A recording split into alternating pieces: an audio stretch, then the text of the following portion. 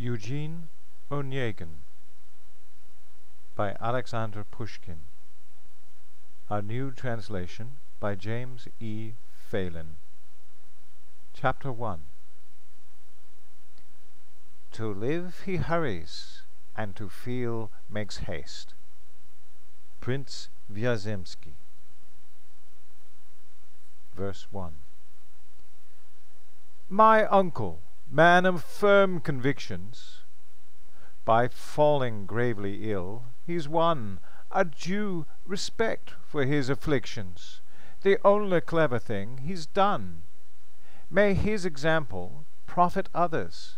But God, what deadly boredom, brothers, to tend a sick man night and day, not daring once to steal away.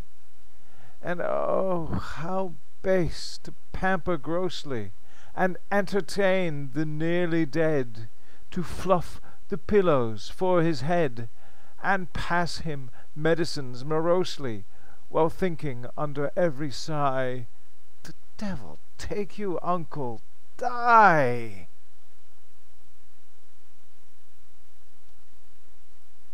Verse 2. Just so a youthful rake reflected, as through the dust by post he flew, by mighty Zeus's will elected, sole heir to all the kin he knew. Ludmilla's and Ruslan's adherents, without a forward's interference, may I present, as we set sail, the hero of my current tale. Onegin, my good friend and brother, was born beside the Neva span, where maybe, reader, you began, or sparkled in one way or other. I too there used to saunter forth, but found it noxious in the north. Verse 3. An honest man who'd served sincerely his father ran up debts galore. He gave a ball some 3 times yearly, until he had no means for more. Fate watched Eugene in his dependence. At first Madame was in attendance, and then Monsieur took on the child, a charming lad, though somewhat wild. Monsieur l'Abbé, a needy fellow, to spare his charge excessive pain, kept lessons light and rather plain. His views on morals ever mellow, he seldom punished any lark, and walked the boy in Letney Park. Verse 4. But when the age of restless turnings became in time our young man's fate, the age of hopes and tender yearnings, Monsieur l'Abbé was shown the gate, and here's Onegin, liberated, to fad and fashion newly mated, a London dandy, hair all curled. At last he's ready for the world. In French he could and did acutely express himself, and even write. In dancing too his step was light, and bows he'd mastered absolutely. Who'd ask for more? The world could tell that he had wit and charm as well. Verse 5.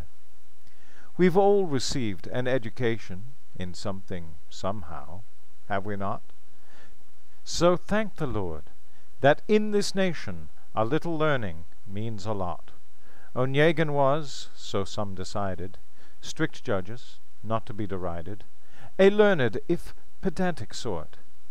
He did possess the happy fort of free and easy conversation, or in a grave dispute he'd wear the solemn expert's learned air, and keep to silent meditation. And how the lady's eyes he lit with flashes of his sudden wit. Verse 6. The Latin vogue today is waning, and yet I'll say on his behalf, he had sufficient Latin training to gloss a common epigraph, cite Juvenal in conversation, put valet in a salutation, and he recalled, at least in part, a line or two of Virgil's art. He lacked, it's true, all predilection for rooting in the ancient dust of history's annals, full of must, but knew by heart a fine collection of anecdotes of ages past, from Romulus to Tuesday last. Verse 7. Lacking the fervent dedication that sees in sounds life's highest quest, he never knew, to our frustration, a dactyl from an anapest. Theocritus and Homer bored him, but reading Adam Smith restored him. And economics he knew well, which is to say that he could tell the ways in which a state progresses, the actual things that make it thrive, and why for gold it need not strive, when basic products it possesses. His father never understood, and mortgaged all the land he could. Verse 8. I have no leisure for retailing the sum of all our hero's parts, but where his genius proved unfailing, the thing he'd learned above all arts, what from his prime had been his pleasure, his only torment, toil, and treasure, what occupied the livelong day his languid spirit's fretful play, was love itself, the art of ardour, which Ovid sang in ages past, and for which song he paid at last, by ending his proud days a martyr, in dim Moldavia's vacant waste, far from the Rome his heart embraced. Verse 9. Redacted. Verse 10. How early on he could dissemble, conceal his hopes, play jealous swain, compel belief, or make her tremble, seem cast in gloom, or mute with pain, appear so proud, or so forbearing, at times attentive, then uncaring. What languor when his lips were sealed, what fiery art his speech revealed, what casual letters he would send her. He lived, he breathed one single dream, how self-oblivious he could seem, how keen his glance, how bold and tender, and when he wished, he'd make appear the quickly summoned glistening tear. Verse 11. How shrewdly he could be inventive, and playfully astound the young, use flattery as warm incentive, or frighten with despairing tongue, and how he'd seize a moment's weakness to conquer youthful virtue's meekness, through force of passion and of sense, and then await sweet recompense. At first he'd beg a declaration, and listen for the heart's first beat, then stalk love faster, and entreat a lover's secret assignation, and then in private he'd prepare, in silence, to instruct the fair. Verse 12. How early he could stir or worry the hearts of even skilled coquettes, and when he found it necessary to crush a rival, oh, what nets, what clever traps he'd set before him, and how his wicked tongue would gore him. But you men in wedded bliss, you stayed his friends, despite all this.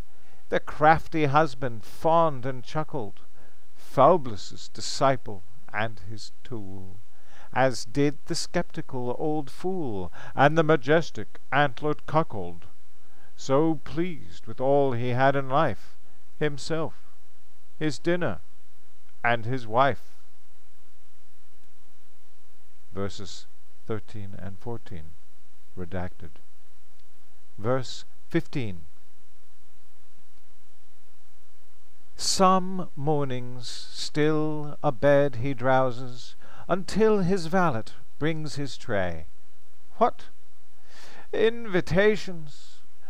Yes, 3 houses have asked him to a grand soiree. There'll be a ball, a children's party. Where will he dash to, my good hearty? Where will he make the night's first call? Oh, never mind, he'll make them all. But meanwhile, dressed for morning pleasure, bedecked in broad-brimmed bolivar, he drives to Nevsky Boulevard to stroll about at total leisure, until Breguet's unsleeping chime reminds him that it's dinner time. Verse 16. He calls a sleigh as daylight's dimming. The cry resounds, "Make way! Let's go!" His collar with its beaver trimming, its silver bright with frosted snow. He's off to Talon's late and racing, quite sure he'll find Kavarin pacing. He enters, cork and bottle spout. The comet wine comes gushing out, a bloody roast beef's on the table, and truffles, youth's delights so keen, the very flower of French cuisine, and Strasbourg pie, that deathless fable, while next to Limburg's lively mould sits ananas in splendid gold. Verse 17. Another round would hardly hurt them, to wash those sizzling cutlets down. But now the chime and watch alert them, the brand-new ballet's on in town. He's off, this critic most exacting of all that touches art or acting, this fickle swain of every star, an honoured patron of the bar, to join the crowd, where each is ready to greet an entrechat with cheers, or Cleopatra with his jeers, to hiss at Phèdre so unsteady, recall Moina, and rejoice that everyone has heard his voice. Verse 18.